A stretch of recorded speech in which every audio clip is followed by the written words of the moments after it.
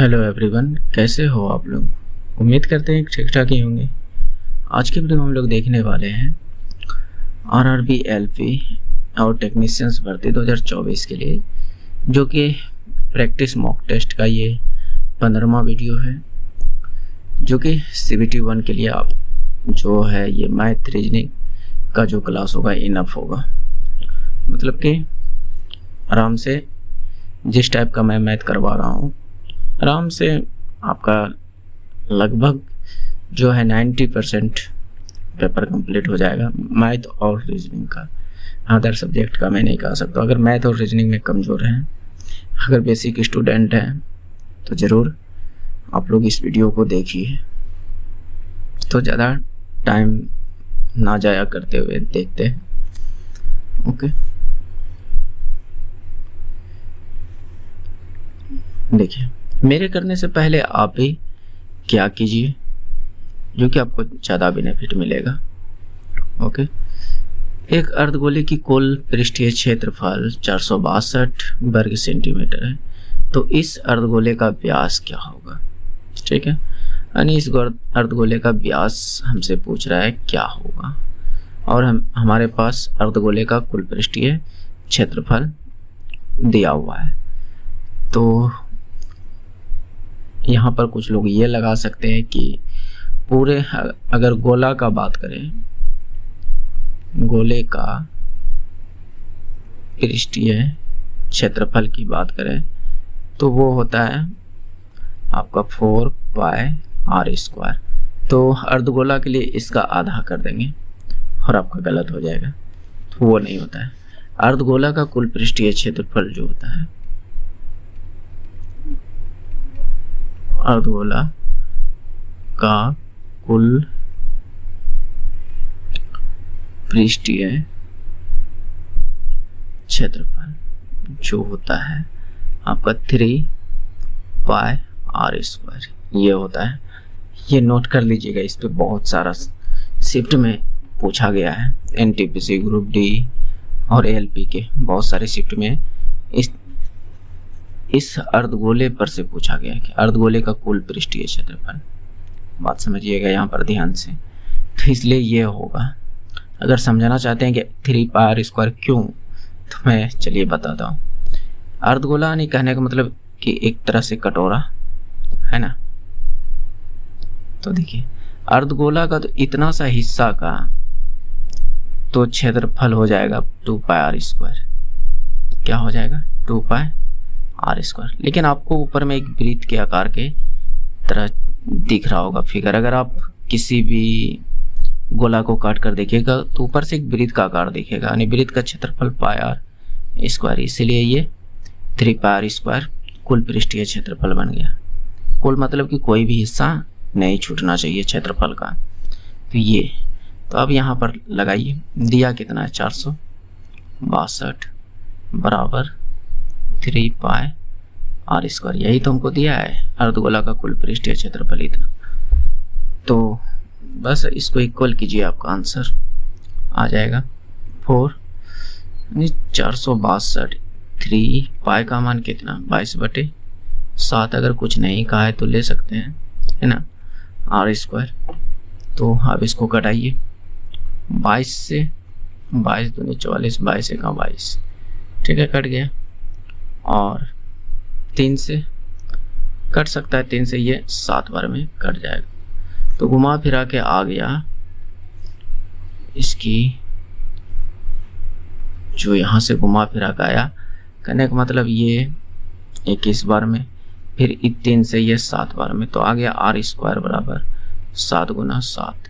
तो इसको कह सकते हैं कि 7 का स्क्वायर, या तो इसका इधर लेते जाइएगा तो रूट में, तो r बराबर यहाँ से कितना हो जाएगा 7। उम्मीद करते हैं कि यहाँ तक आप समझ पा रहे होंगे। ये मैंने कैसे r बराबर 7 लिख दिया, जस्ट कुछ नहीं किया, इस स्क्वायर को उठाकर इधर लाया तो रूट में चेंज हो गया। तो जब त्रिज्या 7 निकली तो हमसे व्यास पूछा है, तो व्यास d बराबर क्या होता है 2r। यही तो होता है ना, 2r के जगह पर 7 पुट कीजिए तो 14 मेरा व्यास निकल जाएगा। अच्छा क्वेश्चन है, बस आपका समझने का फिर है और क्या। देखिए इस क्वेश्चन को कीजिए। ये क्वेश्चन तो ज़्यादा शिफ्ट में तो नहीं पूछा गया, लेकिन लगभग 3-4 शिफ्ट में एएलपी का जो शिफ्ट में था पूछा गया था। ये जो है प्रैक्टिस पेपर जो मैं करा रहा हूँ, ये मैं प्रीवियस ईयर से ही उठाता हूँ क्वेश्चन। भले मैं शिफ्ट को मेंशन नहीं करता हूँ, लेकिन ये मैं टोटल प्रीवियस ईयर से ही उठाता हूँ, चाहे वह एनटीपीसी का हो, चाहे वह एलपी का हो, या फिर और अदर एग्ज़ाम का, लेकिन रेलवे के ही एग्ज़ाम से मैं उठाता हूँ। क्योंकि देखिए रेलवे का एक पैटर्न है, जो क्वेश्चंस वो ग्रुप डी में पूछेगा वही क्वेश्चन वो एनटीपीसी में भी पूछा था, और वही क्वेश्चंस जो है एलपी में भी पूछा था। मिलता जुलता बहुत सारे क्वेश्चंस रहते हैं, तो उनमें से मैं जो अच्छे क्वेश्चंस होते हैं उसको मैं उठाकर यहाँ लाता हूँ। तो यहाँ पर देखिए नॉर्मल क्वेश्चन तो हमें पता है कि दोस्त अधिकतर स्टूडेंट कर लेंगे, तो इसलिए मैं उतना नॉर्मल नहीं लाता और ज़्यादा हार्ड भी नहीं लाता। तो यहाँ पर देखिए यदि 5x² - 8y - 20x + 2xy बराबर इतना दिया हुआ है, तो a - b का मान हमसे पूछ रहा है। तो इसके लिए क्या करना होगा, कुछ तो उपाय लगाना होगा, है ना। तो यहाँ पर bx है और यहाँ 2y, तो अंदाज़ा लगाकर निकालना पड़ेगा। चलिए देखते हैं, पहले लिख लेते हैं 5x² - 8y -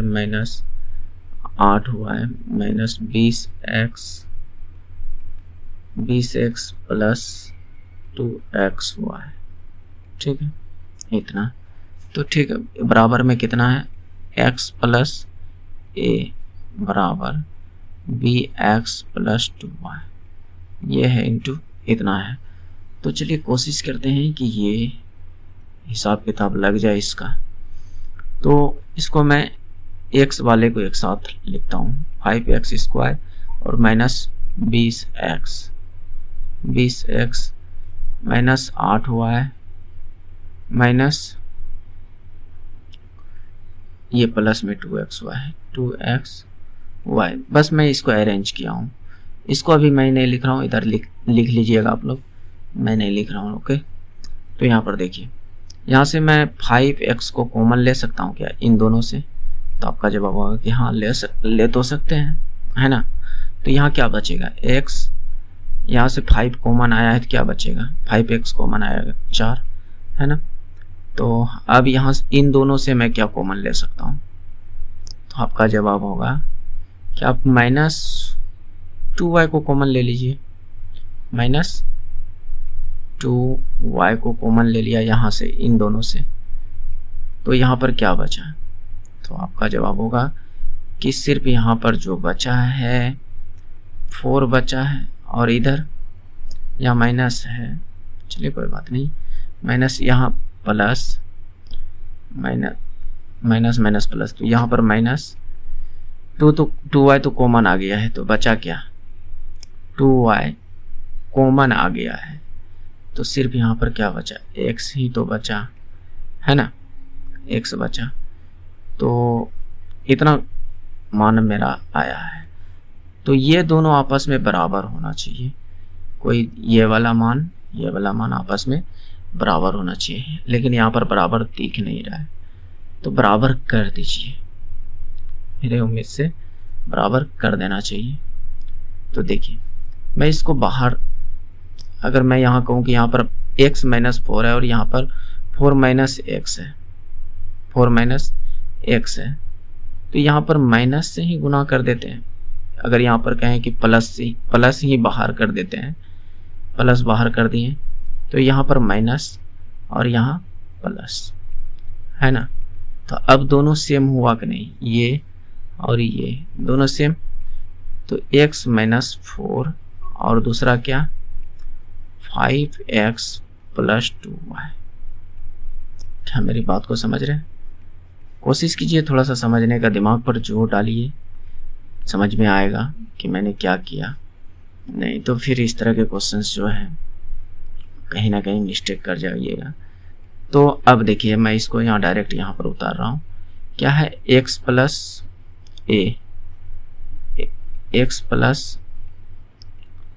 a और इधर bx + 2y। अब मेरी बात को गौर से समझिएगा, हमसे a माइनस बी का पूछा है, तो हम a का मान अब यहाँ से फाइंड करते हैं। देखिए x माइनस 4 है और यहाँ x प्लस a है, x प्लस, मैं पेन को थोड़ा सा चेंज कर देता हूँ, समझने में आसानी होगा। तो कहने का मतलब यहाँ पर a का जो मान लेना है -4 लेना है। a का मान कितना लेना है? -4। क्यों? क्योंकि इसको इससे बराबर किया और इसको इससे बराबर करना है। तो देखिए अब हमको b का मान चाहिए, 2y तो दोनों जगह सेम, 2y दोनों जगह सेम 2y, तो bx बराबर यहाँ पर 5x है। तो यहाँ से अगर x को कटा भी दीजिएगा ना तो क्या आएगा? 5। तो इसका मतलब a बराबर कितना है? b बराबर कितना है? 5। b बराबर कितना है? 5। तो हमसे पूछा क्या है? a minus b, a minus का b। ओके, तो यहाँ पर देखिए,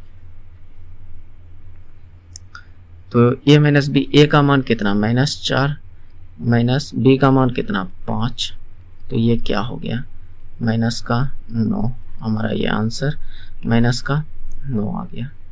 अगर नहीं समझे तो मैं पुनः समझाने का थोड़ा सा कोशिश करता हूँ कि आपको समझ में आए, हो सकता है कुछ को नहीं। देखिए यहाँ क्या, x माइनस 4, तो हम कह सकते हैं कि x माइनस 4 बराबर जो ले सकते हैं x प्लस a। तो यहाँ से x कट गया तो a बराबर क्या आया? -4। क्या मेरी बात को समझ रहे हैं? अब इसके बराबर में इसको ले लेते हैं, इसके बराबर में इसको ले लेते हैं। तो मैं यहाँ पर ले रहा हूँ, चलिए यहीं पर लिखता हूँ, 5x प्लस 2y बराबर bx प्लस 2y। तो दोनों साइड प्लस 2y दोनों साइड प्लस में, तो ये कट गया। तो यहाँ पर क्या बचा? तो आपका जवाब होगा कि bx बराबर 5x, यही तो बचा है ना। तो यहाँ से x कट गया तो b का मान कितना? 5। तो बस यही था और कुछ नहीं था।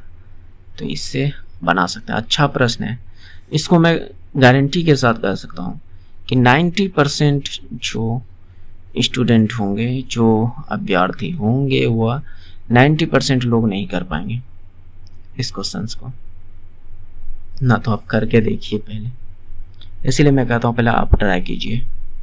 ओके, और जानते हैं कि इस तरह के क्वेश्चन अगर 90% लोग नहीं किया और आप कर लिए तो कहीं ना कहीं आपकी जो एग्जाम में नंबर की बढ़ोतरी होगी वह आपको कटअप की ओर ले जाएगा। ओके, नेक्स्ट देखिए, एक समबाहु त्रिभुज XYZ में अधिपरित्रिज्या की लंबाई 10 इकाई है, अंतः त्रिज्या की लंबाई 5 इकाई है, तो भुजा XY की लंबाई कितनी इकाई होगी? ये हमसे पूछ रहा है। यानी एक समबाहु त्रिभुज है, ठीक है, और इसकी परित्रिज्या बोल रही है, यानी इसके ऊपर एक वृत्त चिपका दिया, तो जो इसका त्रिज्या बनेगा, जो भी होगा इसका त्रिज्या, वह 10 इकाई है, ठीक है। और फिर बोलता है एक अंतः वृत्त इसके अंदर बना दो, तो इसकी जो त्रिज्या होगी वह 5 इकाई है। तो इन फिगरों पर ना पढ़ते हुए तो आपको एक चीज याद रखना है कि समबाहु त्रिभुज में जो अंतः त्रिज्या और जो बाह्य त्रिज्या बराबर जो फार्मूला होता है, अगर मैं कहूँ कि इसकी भुजा को, मैं त्रिभुज की भुजा को a मान लो, क्या मान लो? a, तो अंतः त्रिज्या बराबर जो आएगा, मेरी बात को ध्यान से, अंतः त्रिज्या मतलब छोटी r, यानी छोटी r बराबर जो ये फार्मूला बनेगा a/2√3। क्या मेरी बात को समझ रहे हैं? अगर मैं कहूँ कि परित्रिज्या यानी बाहरी त्रिज्या के बारे में बात करें, तो परित्रिज्या अगर मैं बड़ी r मान लूँ तो इसके बराबर जो फार्मूला होगा a/√3, बस इतना सा फर्क। तो अब आप किसी पर भी रख लीजिए, चाहे इस पे चाहे इस पे, आपका आंसर आ जाएगा ठीक है, देखिए कैसे मैं अंतःत्रिज्या पर अगर लेकर बताऊं कि अंतःत्रिज्या जो होगा छोटे यार बराबर a/2√3। ठीक है, तो यहाँ पर अंतःत्रिज्या कितना दिया है 5, तो इस r के बराबर 5 बराबर a/2√3, क्योंकि इस भुजा को हमने a मान लिया, समबाहु त्रिभुज की जो भुजा है, क्योंकि इसके सभी भुजा बराबर तो a मान लिया, तो a बराबर जो निकलेगा वही आंसर, तो 5 × 10√3, a बराबर कितना निकला 10√3। आप इस पर भी निकाल सकते हैं, इस पर भी r बड़ी r का मान यहाँ पर रखिए, यहाँ पर अगर बड़ी r का मान रख सकते हैं तो 10 और ये a/√3, तो यहाँ से भी क्या निकलेगा a बराबर 10√3। तो किसी से भी निकाल सकते हैं, ये तो सिर्फ फंसाने के लिए दिया था 2 बार, तो आप किसी से भी निकाल सकते हैं, है ना। तो इसको याद रखिएगा, इससे क्वेश्चंस बनता है ना। चलिए इसको कीजिए, ये क्वेश्चंस भी अच्छे हैं, इनमें जितने भी क्वेश्चंस मैंने लिए हैं लगभग अच्छे प्रश्न हैं। अगर छोड़कर जाइएगा तो नुकसान आपका होगा, मेरा नहीं। ठीक है, तो आप पूरा देखने का कोशिश कीजिए, पूरा सोल्व करने का कोशिश कीजिए। प्रैक्टिस, देखिए एग्जाम से पहले प्रैक्टिस बहुत ज़्यादा ज़रूरी है।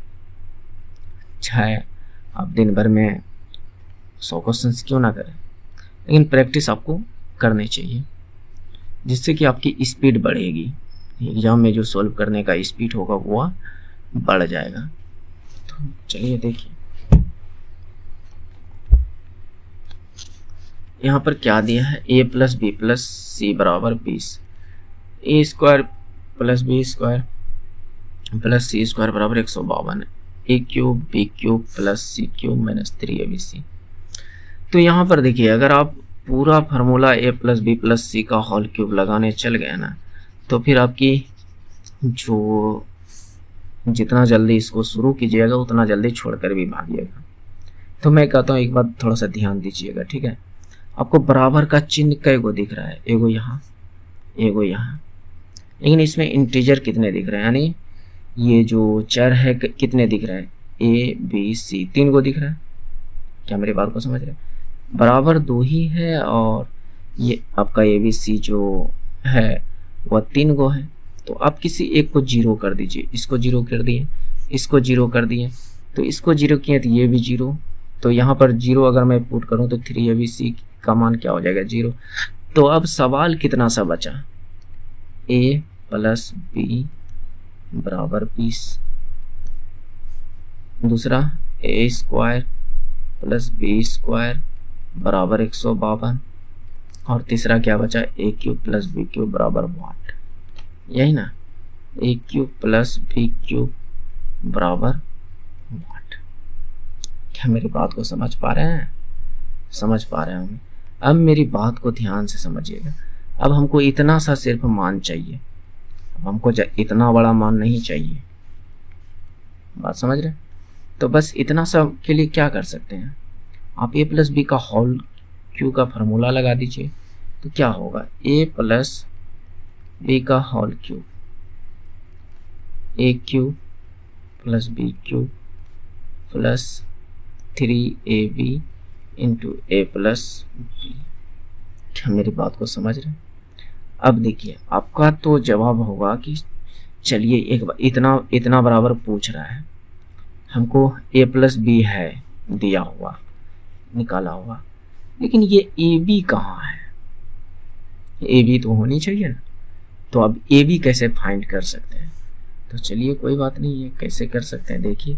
अब a + b का एक बार होल स्क्वायर लगा लीजिए, a + b का whole square, a² + b² + 2ab। क्या मेरी बात को समझ पा रहे हैं? समझ पा रहे होंगे। a + b कितना है 20, 20 का स्क्वायर कितना, यहाँ पर a + b का मान 20 पुट कीजिएगा, कितना 400 बराबर, हमको इतना का मान तो यहाँ पे है 152 बराबर 152 + 2ab। क्या कुछ दिमाग में घुस रहा है? घुस रहा होगा, ठीक है। मतलब देखिए यहाँ पर ab अब हमें दिख गया, तो आराम से पुट कर सकते हैं निकाल कर ab। तो यहाँ पर 400 में 152 घटाइएगा, अगर 150 घटाते हैं तो कितना हो जाता है 250, और 2 और ज़्यादा तो 248 कितना 8 4 3, हाँ बिल्कुल 248। अब 248 को आप 2 से भाग दे दीजिए तो कितना आएगा, तो ए बी बराबर 2 से भाग दे दीजिएगा तो कितना आएगा 12 124 कितना आ जाएगा 124। अब यहाँ पर पुट कर दीजिए ना, अब तो मेरे पास सब कुछ है, क्या नहीं है, यहाँ पर जो चाहिए सब कुछ मिल चुका है। ए प्लस बी है ही 20, तो 20 का क्यूब है ना, हमको इतना पूछ रहा है तो इतना को रहने देते हैं। A cube plus b cube plus 3, a b का मान तो हमें मिल गया कितना 124, ए बी बराबर ही तो है ना, तो 124 इतना, तो गुना 124 और ए प्लस बी का मान ऑलरेडी कितना है 20 गुना का 20।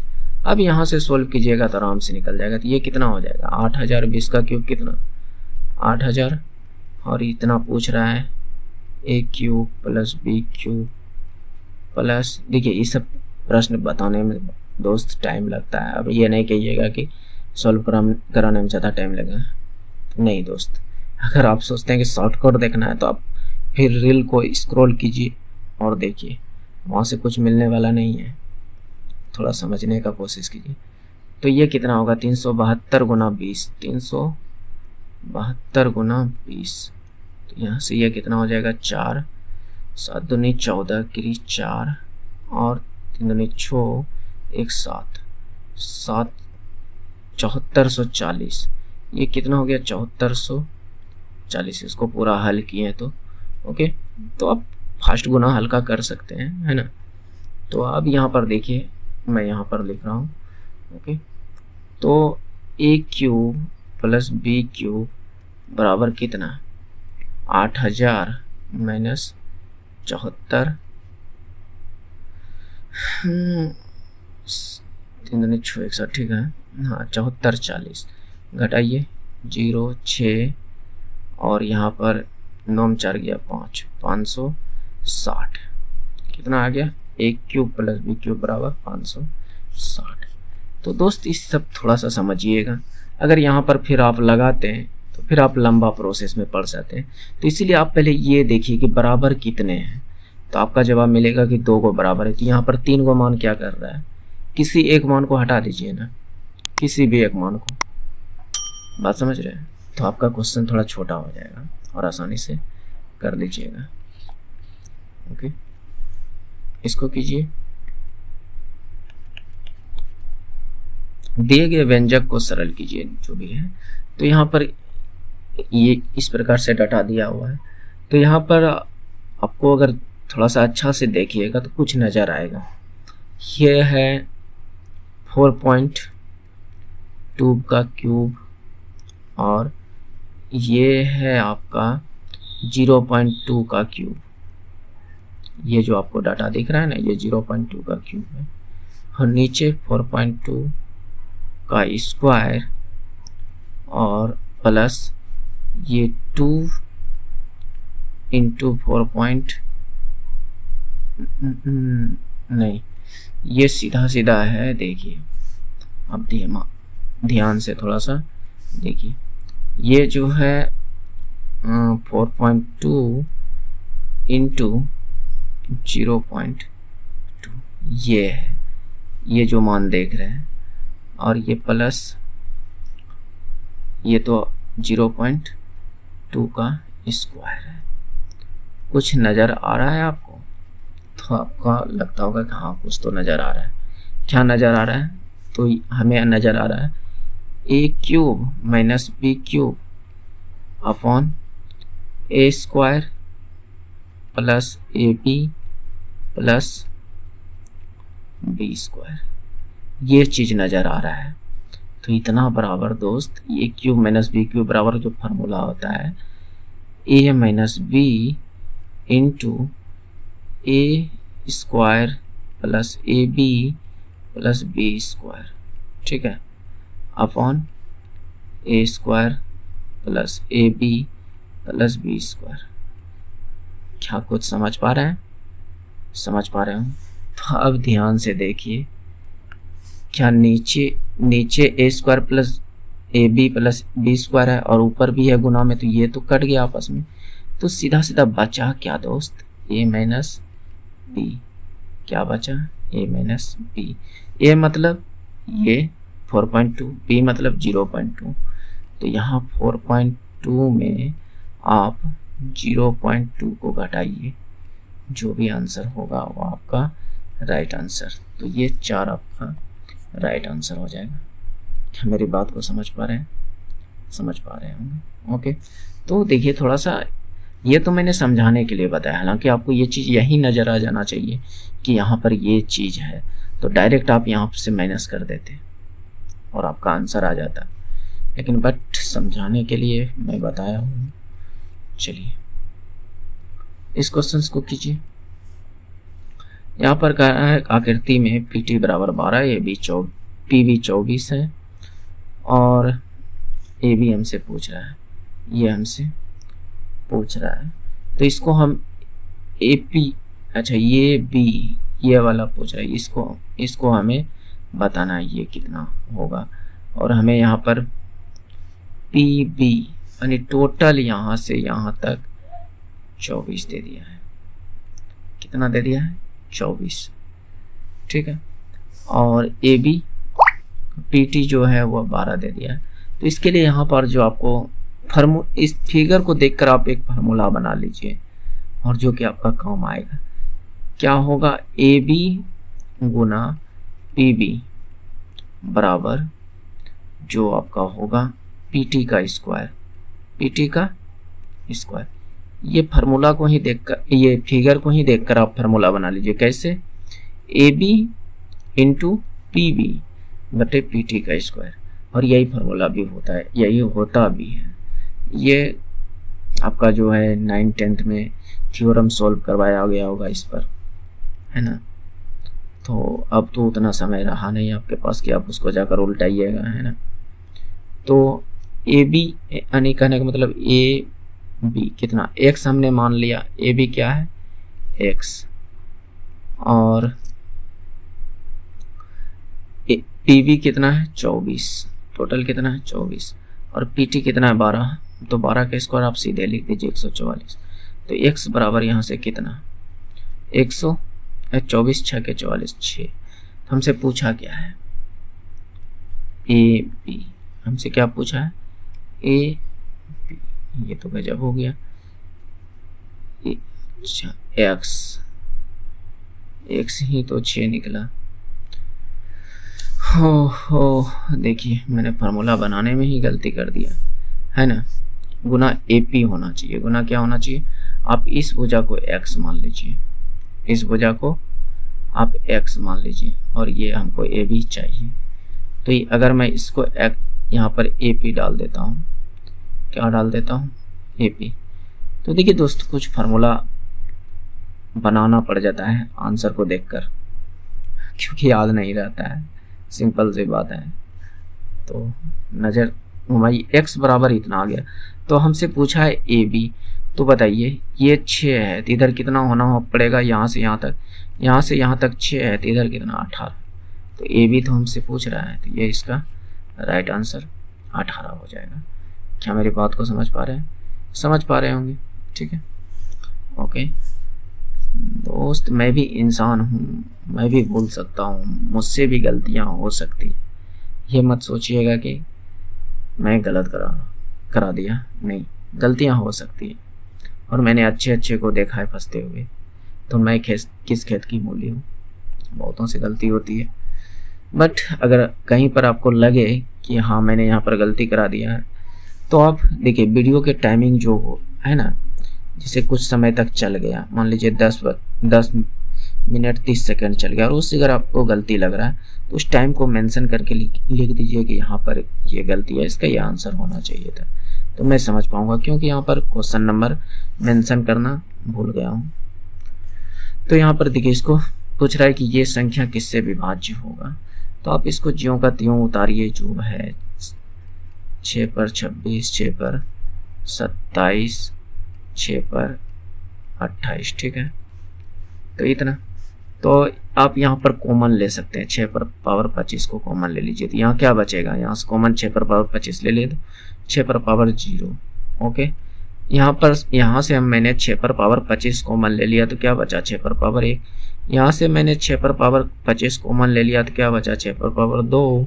और यहाँ से 6 पर पावर 25 कॉमन लिया तो क्या बचा, 6 पर पावर 3। कॉमन लेने तो आता ही होगा, अगर नहीं आता है थोड़ा सा मैं इधर अलग से बताना चाहता हूँ। जैसे मान लीजिए x² और प्लस 2x है, तो हम कहें कि इससे कुछ आप कॉमन लीजिए, तो आप क्या ले सकते हैं, तो x को कॉमन ले सकते हैं, तो यहाँ क्या बचा, x और यहाँ 2, तो ये कॉमन आ गया, यानी बाहर निकल गया, ब्रैकेट से बाहर निकालना ही कॉमन है। कॉमन मतलब कि जो दोनों में हो, तो ये 6 पर पावर 25 जो है सभी में है, इसीलिए मैंने 6 पर पावर 25 को कॉमन ले लिया। तो ये 6 पर पावर 25 को रहने देते हैं, और जो भी इधर है 6 पर पावर 1, 0 का मतलब 1 होगा, किसी भी संख्या पर 625 क्यों ना हो, इस पर पावर 0 होगा तो उसका मान 1 होता है, ये बात आप नोट कर लीजिएगा। कोई भी अगर x पर पावर भी मैं 0 लिख दूं तो इसका भी मान 1 होगा, तो इतना सा ध्यान रखना है, ठीक है। नेक्स्ट क्या, इसी क्वेश्चन को देखिए, 6 पर पावर 1 का मतलब 6, 6 पर पावर 2 का मतलब 36, 6 पर पावर 3 का मतलब 216। तो इन सभी को ऐड कीजिए, इसको रहने दीजिए 625 गुना, तो 216, 6 1 7 और 7 और 36 43, तो 216 में आप 43 को ऐड कीजिए, 9 6 3 9 5 2 259 कितना आया, गुना 259। तो देखिए क्या पूछा है, किससे विभाज्य होगा, या तो वो संख्या 6 पर पावर 25 से विभाज्य होगा, या तो 259 से वो संख्या विभाज्य होगा, या तो इसका कोई मल्टीपल होता तो उससे विभाज्य होता। तो इससे बड़ा नंबर तो कोई दिख नहीं रहा है, तो एक ही को है, तो यही मेरा राइट आंसर हो जाएगा। बात समझ रहे, तो थोड़ा समझिए और क्या। देखिए अब ये क्वेश्चंस हो सकता है बहुत इजी हो, है ना, लेकिन मैं उन सब तरीकों को यहाँ नहीं बताऊंगा जो कि आप बिल्कुल ही बेसिक से करते आ रहे हैं शुरू से, उन सब तरीकों को मैं नहीं बताऊंगा। यहाँ पर देखिए क्या कर रहा है, एक दुकानदार एक वस्तु को 1683 रुपये की दर से बेचता है और 12.5% का लाभ कमाता है। वह राशि ज्ञात कीजिए जो वस्तु के क्रय मूल्य के आधे के बराबर है। वस्तु के क्रय मूल्य के आधे के बराबर है, तो ठीक है, पहले क्रय मूल्य तो निकल जाए तब ना उसका आधा करेंगे।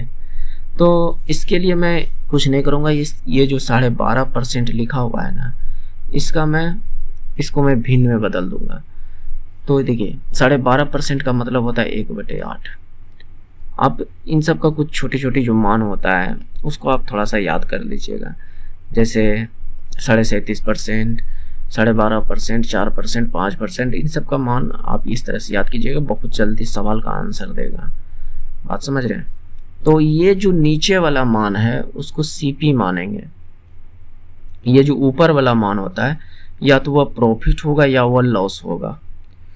बात समझ रहे हैं, या तो लाभ होगा या हानि होगा, ये ऊपर वाले जो मान होगा। तो यहाँ पर हमें कहा है कि लाभ, इसका मतलब एक लाभ है। कोई वस्तु 8 की है, यानी कहने का मतलब CP अगर मैं इसके हिसाब से देखूं तो अनुपात में 8 है और प्रॉफिट 1 है। तो एक बात बताइए, सेलिंग प्राइस क्या होगा, यानी विक्रय मूल्य क्या होगा? तो आपका जवाब होगा विक्रय मूल्य होता है क्रय मूल्य प्लस प्रॉफिट या लॉस, है ना। तो यहाँ पर CP प्लस प्रॉफिट, ठीक है। तो CP 8 है और प्रॉफिट 1 है, तो आपका जवाब होगा कि SP जो है अनुपातिक मान, ये सब क्या है, इससे मैंने निकाला अनुपात से ना, तो ये अनुपातिक मान है। लेकिन रियल में अगर देखा जाए तो वह कितना है, तो आपका जवाब होगा कि 1863 है। क्या कर रहा है, वस्तु को इतना में बेचता है, तो इसका मतलब उसका रियल में विक्रय मूल्य इतना है। तो हम कह सकते हैं कि एक अनुपातिक मान का कितना होगा, तो 9 दूनी 18, 9 से 63, 207। तो हमें कितना का चाहिए, क्रय मूल्य ना पूछ रहा है, तो हमें 8 का वैल्यू चाहिए। तो आप कह सकते हैं कि 8 अनुपात का मान कितना होगा, तो 207 गुना, अच्छा 207 गुना 8। क्या मेरी बात को समझ रहे हैं? लेकिन इसने कहा कि क्रय मूल्य का आधा, इस 8 का भी आधा, इसका मतलब इसको भी आधा कर दीजिए, इसको भी आधा कर दीजिए। इसका मतलब हमें 4 अनुपात का मान पूछ रहा है, ना कि 8 अनुपात का। तो यहाँ से कटाइए और देखिए जो भी आंसर आ जाएगा, 7 चौक 28, 2 चौक 8, तो 828 रुपया हमारा राइट आंसर हो जाएगा। तो ये सब दोस्त अच्छा तरीका जिससे कि आसान है। देखिए ये सब बस मात्र मैं समझाने के लिए किया हूँ, हालांकि करने का मैं यहीं से कर लेता, डायरेक्ट देखता कि 9 का वैल्यू 1863 है। हमें चाहिए कितना, इसका आधा, क्रय मूल्य का क्या बोल रहा है कि आधा, तो हमें 4 का मान चाहिए। तो 9 का मान इतना, तो हम कह सकते हैं 1 का मान कितना, तो 207, 9 से भाग दे दिया दोनों साइड। तो हमें 4 का निकालना है, तो 4 से इसको गुना कर दिए, तो कितना हो गया, 7 चौक 28, 8 28। बस इतना सा हमें आंसर। क्या मेरी बात को समझ रहे? हालांकि आप दूसरे मेथड से कीजिएगा तो आपको ज़्यादा टाइम लगेगा, तो बेहतर है कि थोड़ा सा आप एडवांस बनिए। बात समझ रहे हैं? नहीं तो कहीं ना कहीं पीछे रह सकते हैं। देखिए नेक्स्ट, एक ट्रेन 90 किलोमीटर प्रति घंटा की गति यानी चाल से चलती है, जबकि दूसरी ट्रेन 30 मीटर प्रति सेकंड की चाल से चलती है। वे एक ही बिंदु से शुरू करती है, तो 1 मिनट बाद उनके बीच की दूरी क्या होगी? ठीक है, तो 2 ट्रेन है, कोई स्टार्टिंग पॉइंट है, एक ट्रेन इधर जा रहा है, एक ट्रेन इधर।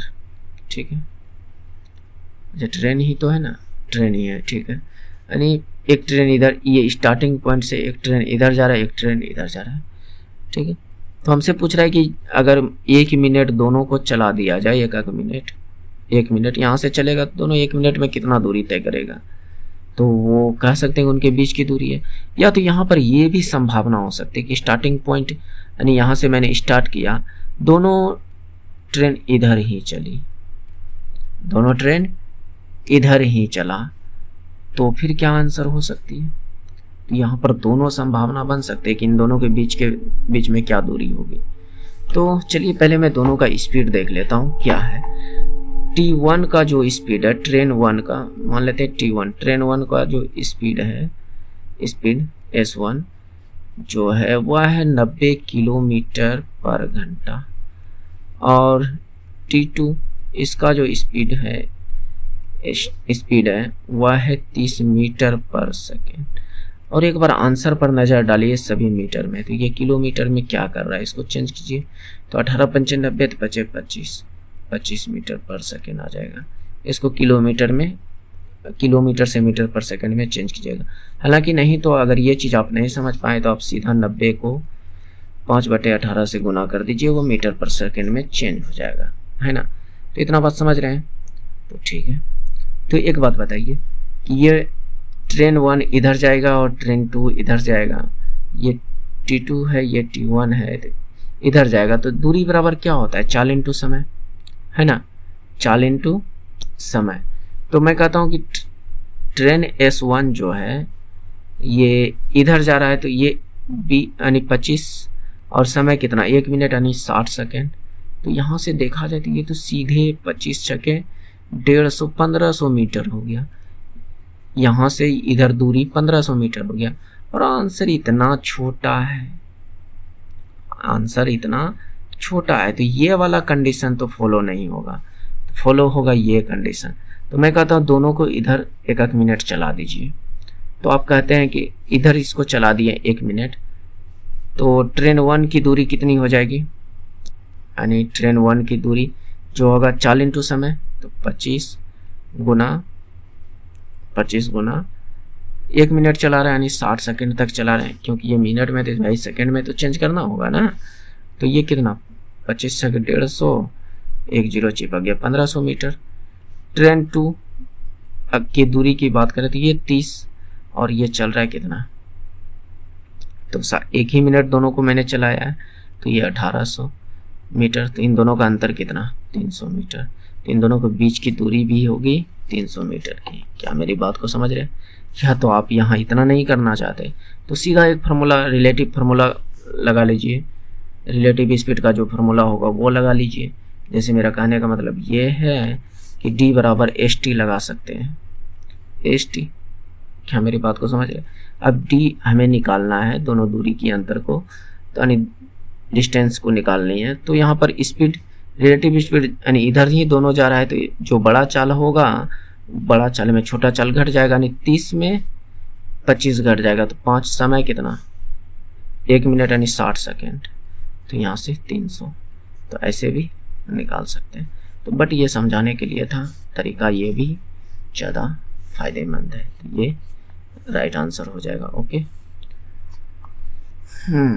तो देखिए, एक व्यक्ति 10,000 रुपये 2 वर्षों के लिए ऐसी योजनाओं में निवेश करता है कि ये पहले वर्ष 10% और दूसरे वर्ष 20% वार्षिक प्रदान करती है। तो प्रति व्यक्ति को प्राप्त चक्रवृद्धि ब्याज ज्ञात कीजिए। ठीक है, तो ये सवाल पूछ रहा है, तो इस पर कैसे करें? तो इसको देखिए, आप एक नॉर्मल तरीके से भी कर सकते हैं, जिसको सक्सेसिव मेथड कहते हैं, या तो फिर आप जो इजी मतलब कि डायरेक्ट जो अपने दिमाग से सोचकर बना सकते हैं कि कैसे। एक बात तो आपको पता है नहीं कि चक्रवृद्धि ब्याज जो लगता है वो ब्याज पर ब्याज लगता है, ये बात तो जानते हैं। तो यहाँ पर मैं पहले फार्मूला वाला लगाऊंगा।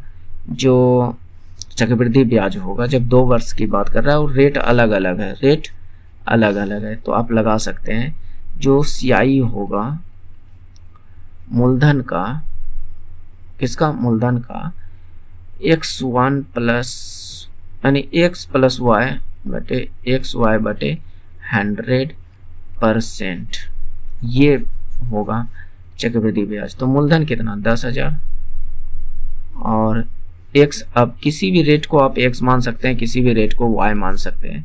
तो 10 प्लस 20 और 10 इंटू 20 बटे 100, और नीचे में परसेंटेज है, आगे परसेंटेज है ना। 10, अच्छा 10,000 है, इसको 10,000 कीजिए, तो 10,000,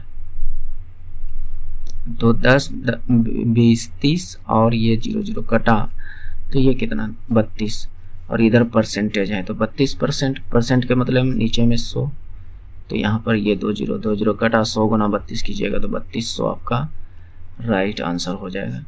तो ये आप यहाँ से लगा सकते हैं ये फार्मूला।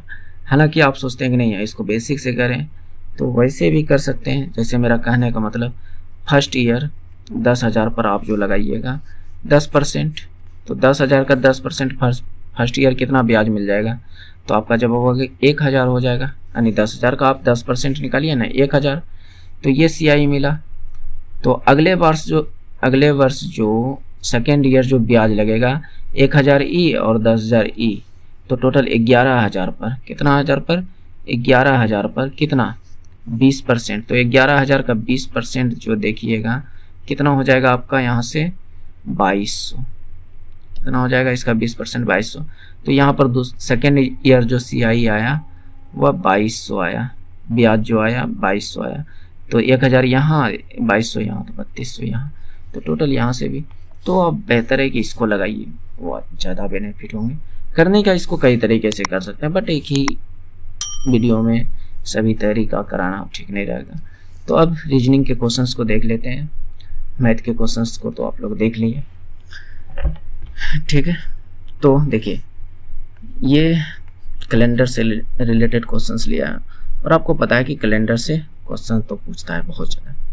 भले ही अगर आप लोग पहली बार अगर कोई एग्जाम दे रहे हैं तो हो सकता है कि आपको आइडिया नहीं हो कि कैलेंडर से भी क्वेश्चंस को पूछता है, लेकिन अगर आप पहले दिए होंगे तो आपको ये चीज़ तो पता होगा कि कैलेंडर से बहुत ज़्यादा क्वेश्चंस पूछा जाता है, प्रायः शिफ्ट में पूछते हैं, तो बेहतर है कि सीखिए। तो इसके लिए मैं एक यूनिवर्सल तरीका बताया हूँ जो कि प्रायः सभी पर काम कर जाएगा। जैसे कुछ मैं यहाँ पर बात कर रहा हूँ, जैसे समझिएगा कि एक कोड याद रखना होगा, मंथ कोड, क्या याद रखना होगा, एक ही, इसमें ज़्यादा आपको कोड हम याद नहीं कराएंगे, मंथ कोड, ठीक है। मंथ कोड जो याद रखना होगा 033 614 625 035। ये अब क्या है इस बात को समझिएगा। हालांकि इस पर मैं प्रॉपर एक वीडियो बनाया हूँ, जाकर जरूर देखिएगा। अगर आपको डेट से रिलेटेड क्वेश्चंस यानी कैलेंडर से रिलेटेड क्वेश्चंस हो, जो कि डेट से दिन पता करने हो, तो फिर आपका पूरी तरह से कन्फ्यूजन दूर हो जाएगा, आराम से निकाल पाओगे। ओके, तो यहाँ पर देखिए, ये जनवरी से लेकर जनवरी फरवरी, ये दिसंबर तक का कोड है, इसमें 12 महीने का कोड है, ठीक है। और आप एक और कोड याद रखना है, बस 2 ही कोड याद रखना है, ईयर्स कोड, ईस्वी कोड, यानी ईस्वी कोड याद रखना है, ठीक है। तो आपको यहाँ पर कितना 2022 दिख रहा है, तो आपको जो लेना है 2000 ईस्वी से 2099 तक जो लीजिएगा, इसके लिए आपको 6 कोड का इस्तेमाल करना होगा। किसका? कोड 6 का इस्तेमाल करना होगा, ठीक है। तो बस अब आपको ज़्यादा नहीं सोचना, अब जो भी डेट दिया है उसको लिख लीजिए। तो सबसे पहली बात मैं लिखूंगा यहाँ पर दिनांक, क्या लिखूंगा? डेट। उसके बाद जो मंथ कोड,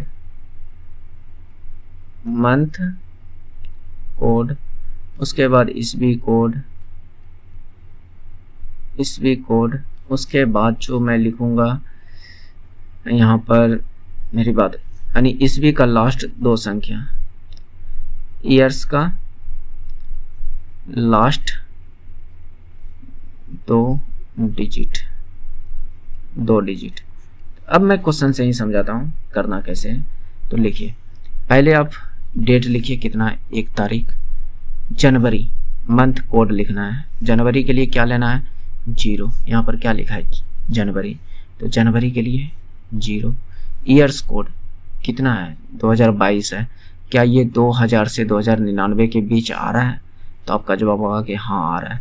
1900 के लिए भी मैं बताया हूँ, 1900 रहे तो आप 4 का इस्तेमाल कर लीजिएगा, बात समझ रहे हैं? 1900 से 1999 तक तो आप 4 इस्तेमाल कीजिएगा, ठीक है। हालांकि यहाँ पर आपको ये चीज़ करना है, ठीक।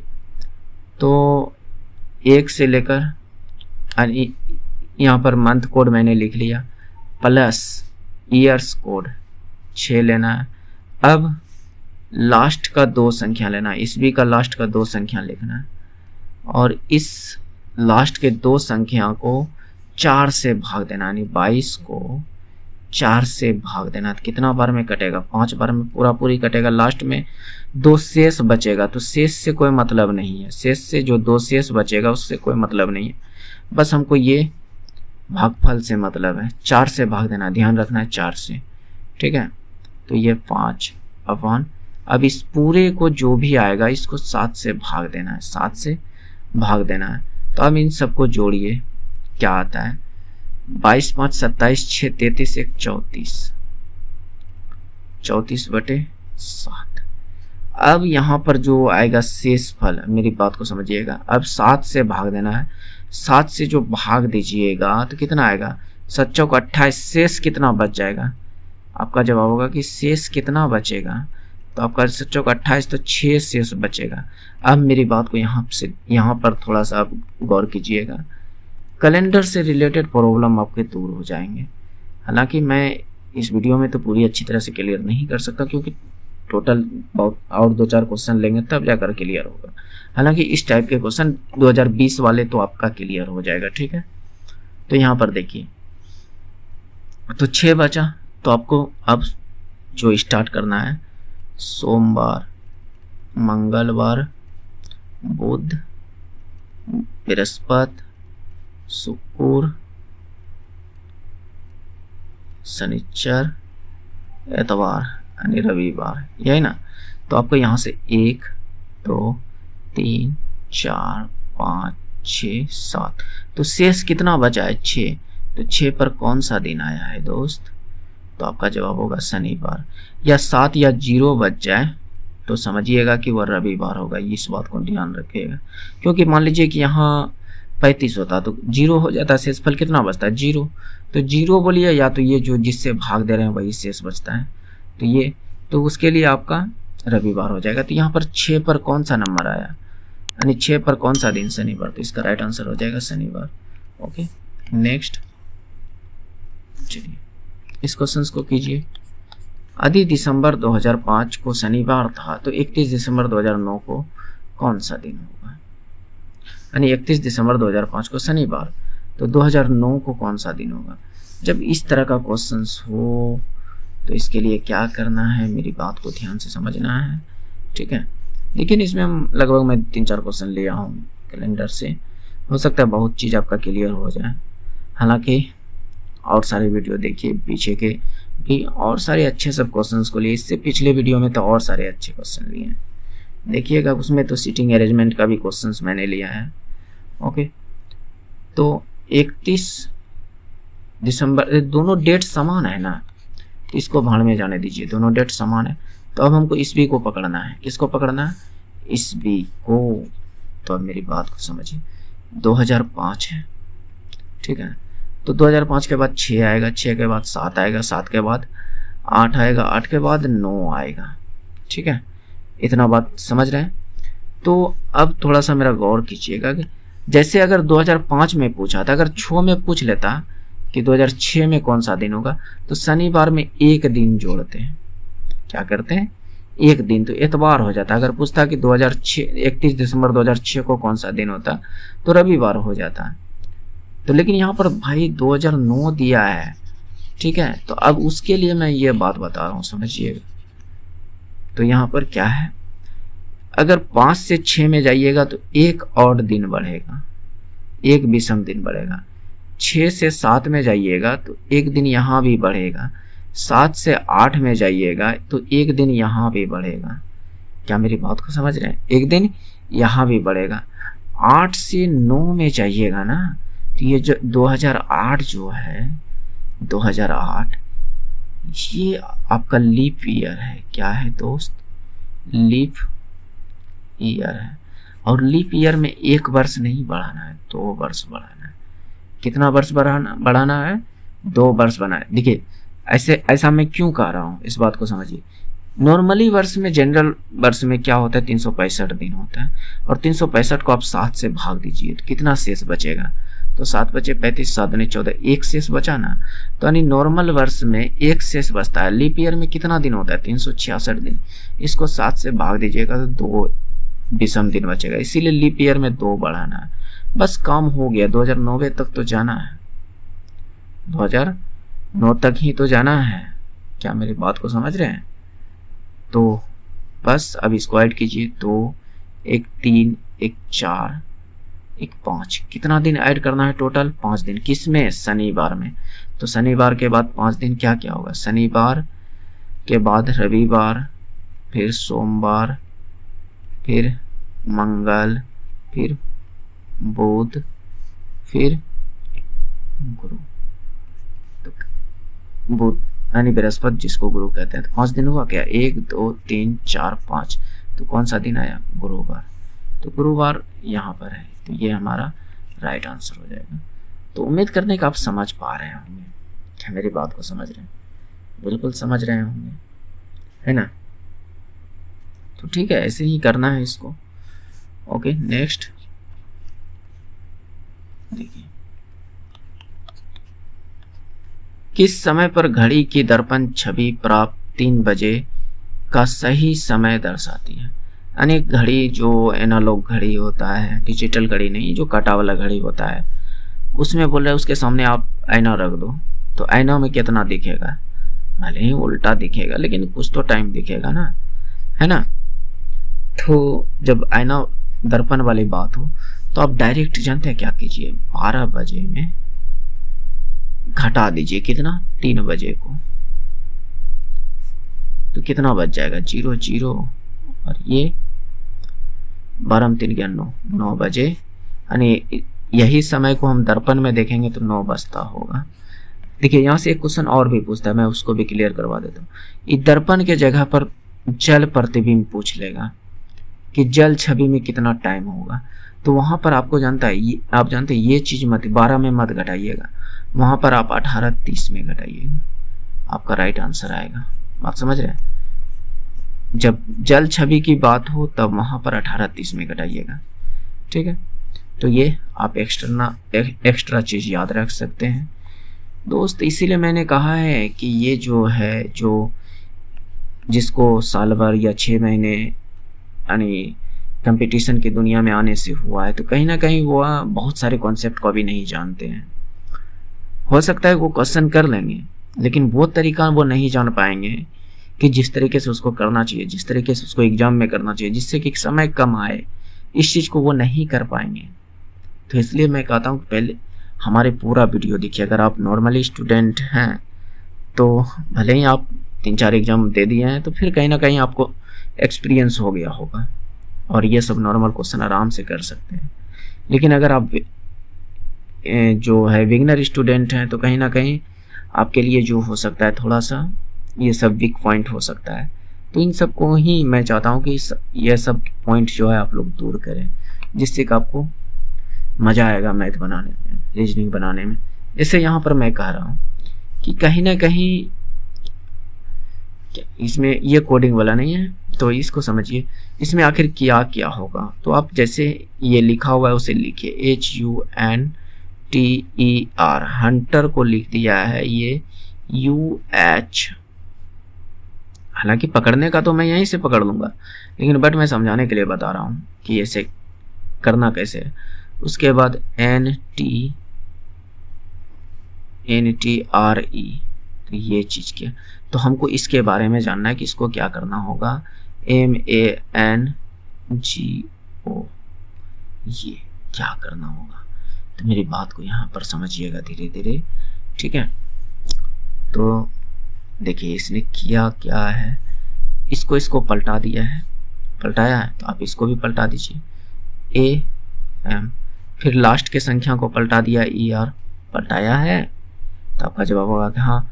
तो आप इसको भी पलटा दीजिए OG, तो N को बीच वाले देखिए, ये दोनों संख्या सेम टू सेम है।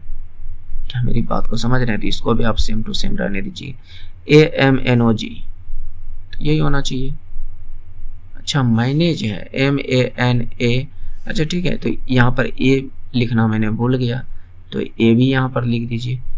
AMNAOG, AM या NAOG होना चाहिए। क्या कहाँ दिमाग रहता। E है दोस्त, E है, क्या है यहाँ देखिए E, तो यहाँ भी आपको E लिखना होगा। तो यही तो मिल रहा है ना। बाकी बात और तो किसी चीज़ में दिख नहीं रहा है। AMNAEG, तो यही है बस। हालांकि आप यहीं से पकड़ सकते हैं। देखिए इसी को पलटाया है यहाँ पर, फिर लास्ट का पलटाया है, बाकी बाद NT यहाँ भी है, NT यहाँ भी है, तो बस इसी तरह यहीं पर पलटा देना था AMNA। अब पूरा आपको सोल्व नहीं हो कीजिएगा तो आपका आंसर आ जाएगा। कैसे? देखिए ये पलटा था तो लास्ट में G आता, लास्ट में इसमें G है क्या, इसमें G है क्या, नहीं ना। तो ये दोनों आंसर तो हो ही नहीं सकता, तो बचा ये दोनों। और ये दोनों में अगर ये शुरू का पलटा था तो ये AM बनता, क्या ये वाला AM है क्या, नहीं ना। तो ये आंसर नहीं, तो बस डायरेक्ट ये आंसर।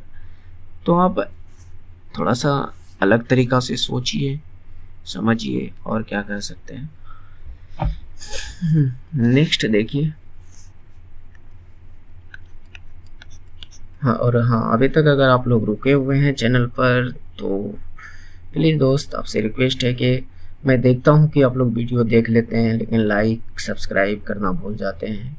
तो प्लीज़ दोस्त लाइक सब्सक्राइब किया कीजिए, जिससे कि हमारा जो है मोटिवेशन बनता है, हमें भी अच्छा लगता है कि चलिए जो मैं वीडियो ला रहा हूँ, जो भी मैं आप लोगों के लिए कर रहा हूँ, कहीं ना कहीं आप लोगों को बेनिफिट हो रहा है।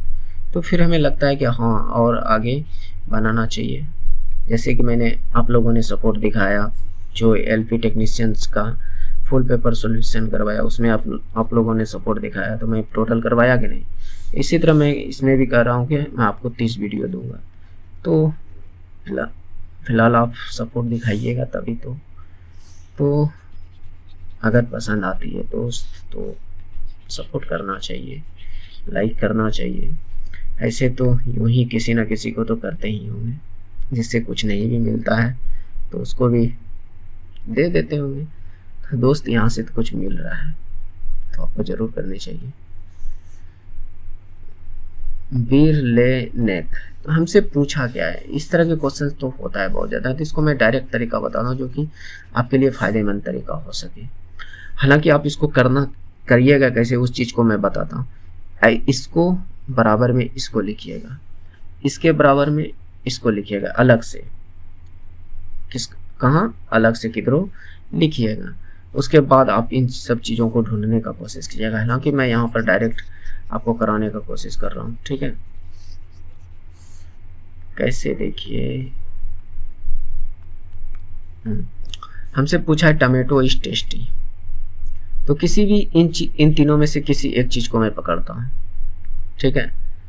तो मैंने टमाटो को पकड़ा और अब मैं इसके कोडिंग डिकोडिंग में ढूंढ रहा हूँ कि कोड भाषा में कहाँ क्या है। टमाटो यहाँ पर है और कहीं है क्या, तो एक ही जगह टमाटो दिखा, तो टमाटो का भी मैं इग्नोर करता हूँ।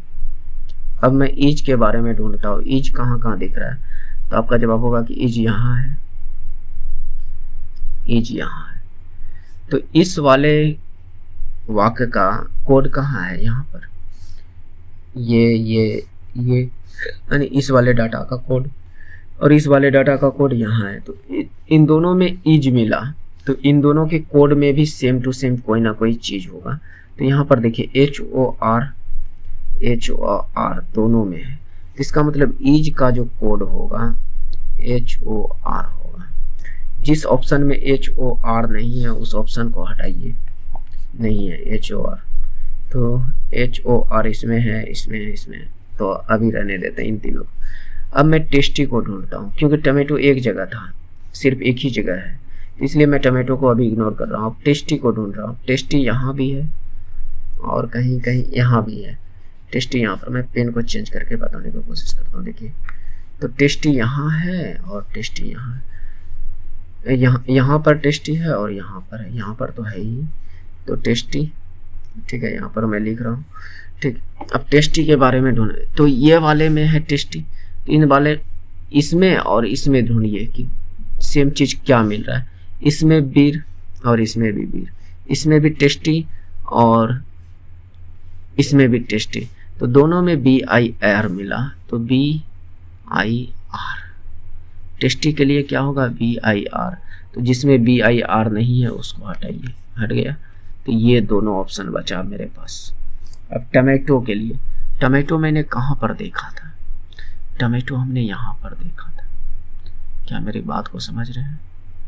टमाटो मैंने यहाँ पर देखा था, तो कहीं ना कहीं इन्हीं होर का तो हो गया है, या तो पिक होगा या तो नेक होगा, या तो पिक होगा किसका, टमाटो का, जो टमाटो का होगा, या तो पिक होगा या ये जो नेक है वो होगा NAC।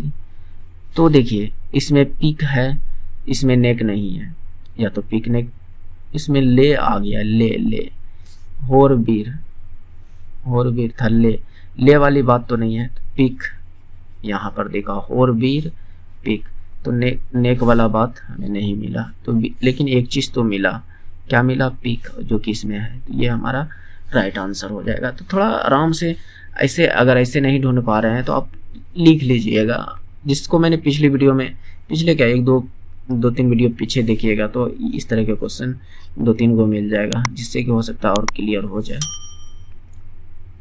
उस विकल्प का चयन कीजिए जो छठी संख्या से, ये मतलब कि समझ रहे हैं कि इसका संबंध इससे होगा, इसका संबंध इससे होगा, तो इसका संबंध किससे, यानी ये जो व्हाट का संबंध इससे, तो कैसे होगा, तो कुछ तो हिसाब किताब लगा होगा यहाँ पर, है ना।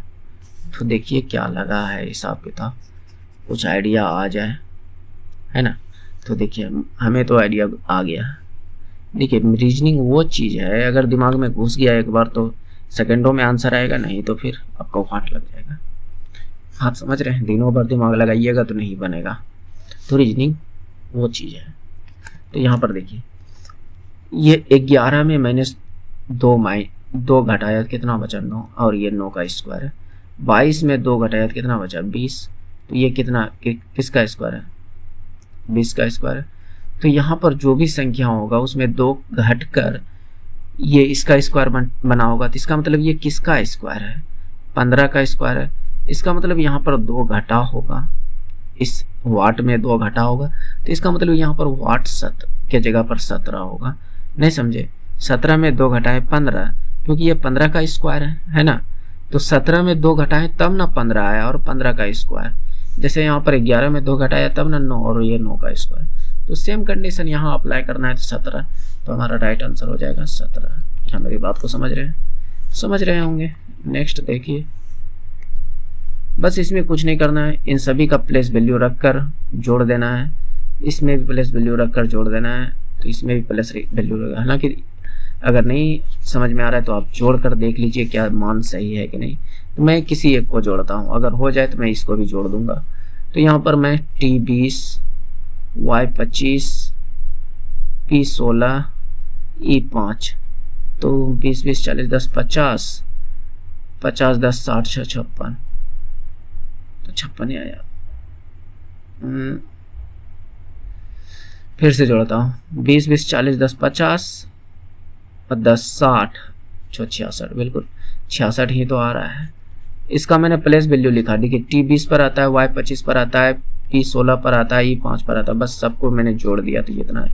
इसको भी सबको जोड़िएगा तो इतना होगा, इसको भी सबको जोड़िए, 5 5 10 5 प्लस 25 प्लस 5 25, तो ये कितना हो गया, 5 5 10 35, कितना हो गया 35। तो ये सब आपको फास्ट थोड़ा करने के लिए आना चाहिए, ये सब का मान याद होनी चाहिए, तो जिससे कि आपका जल्दी आंसर बन जाएगा। जैसे हमको याद है उस तरह आप भी याद रखिए। अगर मान लीजिए कभी शुरुआती स्टूडेंट है तो आप एक ट्रिक याद रखिए, इजो टी, ये शुरुआती स्टूडेंट के लिए। E5 पर आता है, J 10 पर आता है, O जो है 15 पर आता है, T जो है 20 पर आता है, Y जो है 25 पर आता है। अब इससे रिलेटेड जो भी हो, जैसे मान लीजिए हमसे D से पूछा, तो D कब आता है, E से एक पहले, है ना, तो कितना पर 4 पर, अगर E5 पर है तो ये 4 पर। अगर हमसे पूछ लेता कि M का बताइए, तो M कब आता है, J के बाद के M, है ना, J के LM, यानी 3 बाद आता है, इसका मतलब M का मान 13। तो हिसाब किताब लगाकर बना सकते हैं, हालांकि इतना सा याद रखकर। तो ये बेसिक स्टूडेंट के लिए है। तो नेक्स्ट देखिए, कितना क्वेश्चन लग गया, लगता है ढेर क्वेश्चन लग गया है क्या। नीचे दी गई श्रृंखलाओं में संख्याओं का क्रम है, तो तदनुसार गलत संयोजन की पहचान कीजिए। तो बनाइए इसको, देखिए दोस्त, मैं आप लोगों को घुमाने फिराने का काम नहीं करता हूँ कि आप इसको बनाइए और मैं 2 मिनट आपका टाइमिंग यहाँ पर चला दूँ कि इतना मैं ये टाइम दे रहा हूँ आप कीजिए। नहीं दोस्त, डायरेक्ट मैं कराऊंगा, आपका टाइम वेस्ट नहीं। अगर आपको बनाना होगा तो आप वीडियो रोक कर बना सकते हैं, बात समझ रहे हैं। तो यहाँ पर देखिए क्या है, 9 दूनी 18 2 20, यानी कहने का मतलब यहाँ पर जो हिसाब किताब लग रहा है, मेरे उम्मीद से क्या हिसाब किताब लग रहा है, 9 को मैंने 2 से गुना किया और तो 18 आया, 18 में 2 ऐड किया तो 20 हो गया। फिर 20 को मैंने 2 से गुना किया तो ये कितना आया 40, और इसमें 3 ऐड किया 43 है। फिर 43 को मैंने 2 से गुना किया, 43 को 2 से गुना किया, तो मेरी बात को यहाँ पर समझिए, ठीक है। 43 को 2 से आप गुना कीजिएगा तो कितना होगा 86, 86 में 3 ऐड हुआ तो 89 बना, ठीक है। तो इसको आप 2 से गुना कीजिएगा 89 को, 9 दूनी 18, तो हिसाब किताब लगाइए, देखिए क्या आता है। तो आप इसको 2 से गुना कीजिए, कितना आएगा 9 दूनी 18 और 9 दूनी 18, 8 दूनी 16 178, 9 दूनी 18 8 दूनी 16 178 प्लस ये तो बहुत ज़्यादा ऐड हो रहा है, यहाँ पर 85 है। तो इसका मतलब यहाँ पर क्या हो सकता है दोस्त कि 7 ऐड हुआ होगा, है ना। तो इतना ज़्यादा ऐड, ये गलत, या तो यहाँ पर ये संख्या गलत हो सकती है। कैसे, मैं थोड़ा सा समझाने का कोशिश करता हूँ। जैसे मैं कहता हूँ यहाँ पर 2 ऐड हुआ है, यहाँ पर 3 ऐड हुआ है, तो यहाँ पर 4 ऐड होना चाहिए था। तो 86 में 4 ऐड कीजिएगा तो कितना होगा, तो 90 गुना 2 कीजिएगा तो कितना होगा 180, उसके बाद 5 ऐड होगा, है ना, तब ना 185 बना। इसका मतलब ये 89 ही गलत है, इसके जगह पर 90 होना चाहिए था। क्या होना चाहिए 90, तो ये 89 गलत है, बात समझ रहे हैं। क्योंकि यहाँ पर देखिए 2 ऐड हुआ है, यहाँ 3, यहाँ 4, तो अगले में 5 ऐड हुआ है। तो इसका मतलब इस 89 के जगह पे 90 होना चाहिए। ध्यान से अगर नहीं समझे तो पुनः पीछे करके समझने का कोशिश कीजिएगा। नहीं तो मैं बार बार समझाऊंगा तो थोड़ी लंबी वीडियो बन जाएगी दोस्त। और हमें पता है कि आप लोग इतना वो है, शॉर्टकट तरीका ढूंढते हैं कि लंबा देखना ही नहीं चाहते, बात समझ रहे हैं। लेकिन एक बात मैं आज पूछना चाहता हूँ, आप लोग कितने लोग जो है हमारा डेली वीडियो देखते हैं, वो ज़रूर या तो लाइक करके बताइएगा या कमेंट करके ज़रूर बताइएगा। और ये भी बताइएगा क्या आपको इससे बेनिफिट मिल रहा है कि नहीं। अगर आपके अच्छे कमेंट रहेंगे थोड़ा सा हमें अच्छा लगता है कि चलिए मैंने जो कहा आप लोग कर रहे हैं, और कहीं ना कहीं आपको कुछ ना कुछ तो बेनिफिट मिल रहा है। दोस्त मैं इतना जानता हूँ, मैंने खुद अनअकैडमी नाम का कुछ सुने होंगे, अनअकैडमी पर 6000 का कोर्स लिया था, जनरली सिर्फ मैथ और रीजनिंग पढ़ने के लिए, वो भी आज नहीं, आज से 4 साल पहले, बात समझ रहे हैं। तब जाकर जो है अच्छे क्वालिटी के जो क्वेश्चंस करने के लिए मिलते थे। हालांकि यूट्यूब पे नहीं मिल पाएगा दोस्त अच्छा क्वालिटी का क्वेश्चन, हमने नहीं देखा है, जो कि मैं आप लोग को अब प्रोवाइड करा रहा हूँ, वो तरीका दे रहा हूँ जो कि नॉर्मली स्टूडेंट को, अधिकतर जो नॉर्मली स्टूडेंट होते हैं उसको नहीं पता है। तो उठाइए दोस्त, फ़ायदा उठा सकते हैं और क्या।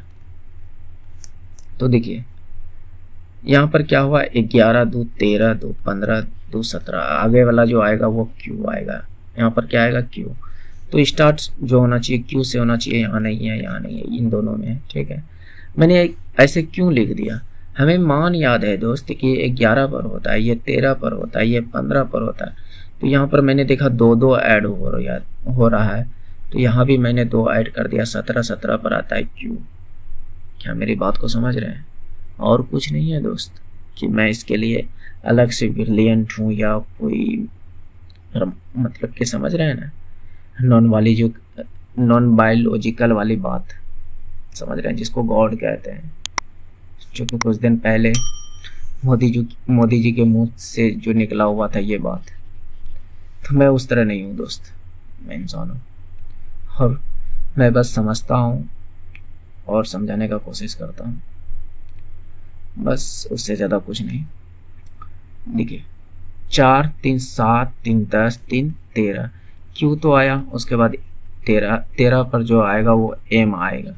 तो क्यू के बाद एम होना चाहिए, क्यू के बाद यहाँ पर एन है, तो ये आंसर नहीं, डायरेक्ट ये। अब अगला मैं चेक ही नहीं करूँगा, आगे आप चेक कर लीजिएगा। देखिए 23 में 2 घटा, 3 घटा 20, 20 में 3 घटा 17, 17 में 3 घटेगा 14, 14 पर एन आता है। ओके नेक्स्ट, इस क्वेश्चंस को मैंने पिछली वीडियो में पूछा था, अधिकतर दोस्त का आंसर ठीक ठाक आया था। तो इसमें देख लीजिए, ग्रेगर जॉन मेंडल ने जीव विज्ञान की खोज की थी, तो लेवोजियर साहब ने किसका खोज किया था, तो ये रसायन विज्ञान का। लगभग इसका 90% लोग आंसर सही दिया था। ओके, तो ये नॉर्मली क्वेश्चंस मैं 1-2 को दे देता हूँ लास्ट में। आज के लिए मैं ये क्वेश्चंस दे रहा हूँ क्योंकि इस टाइप के मैंने बहुत सारे क्वेश्चंस कराए हैं, तो इसको मैं आज HW के फॉर्म में दे रहा हूँ। इसका आंसर आप लोग बताइएगा, 1 2 3 जो भी होगा इसको बताइएगा। ओके नेक्स्ट, देखिए ये मेरा टेलीग्राम का QR है, जिससे आप स्कैन करके ज्वाइन कर सकते हैं। अगर ये इससे नहीं हो पा रहे हैं तो टेलीग्राम लिंक जो है मैं डिस्क्रिप्शन में दे दूंगा, वहाँ से ज्वाइन हो जाइएगा, जहाँ पर जो है आपको PDF वगैरह, जो आप लोग बोलते हैं कि इसका PDF कहाँ मिलेगा, तो टेलीग्राम पर मिलेगा। पहले जो हुआ करते थे कि डिस्क्रिप्शन में ही मिल जाता था, लेकिन अब वैसा ऑप्शन हटा दिया गया है यूट्यूब की तरफ से कि डिस्क्रिप्शन में जो है टेलीग्राम मिल जाए, नहीं यानी PDF मिल जाए, वैसा सिस्टम नहीं है। तो PDF के लिए कोई ना कोई प्लेटफॉर्म तो चाहिए, तो वो टेलीग्राम एक प्लेटफॉर्म है जहाँ पर PDF मिल जाएगा। तो PDF के लिए ज्वाइन कर लीजिएगा। हालांकि वहाँ पर मैं क्विज टाइप क्वेश्चंस भी डालता हूँ जो कि आपके लिए बेनिफिट होगा, मैं फालतू क्वेश्चंस नहीं डालता हूँ, जो आपके स्टडी रिलेटेड होंगे उसी से डालता हूँ। तो अगर यहाँ तक आप पूरी वीडियो को देखें तो आप ये जो लोगो देख रहे हैं सब्सक्राइब का, इसको दबा दीजिएगा अगर नहीं अभी तक दबाए हैं तो, और बगल में एक बेल आइकन भी होगा उसको भी दबा लीजिएगा। और उम्मीद करते हैं कि पसंद किए होंगे। पसंद हुआ आया होगा तो आप लाइक कर दीजिएगा, और हो सके तो किसी मित्र, भाई, दोस्त, बंधु जो भी हो उसको शेयर कर सकते हैं, या एक स्टडी ग्रुप में शेयर कर दीजिएगा। तो जिससे कि है कहने का मतलब जिससे कि हमें थोड़ा सा अच्छा महसूस होगा, अच्छा लगेगा कि हाँ आप हमारे लिए भी कुछ कर रहे हैं, अगर मैं आपके लिए कुछ कर रहा हूँ। तो प्लीज़ मैं आपसे उम्मीद करता हूँ कि ऐसा कीजिएगा। तो और क्या बोलूँ, आपकी बात तो आप समझ पा रहे हैं, है ना।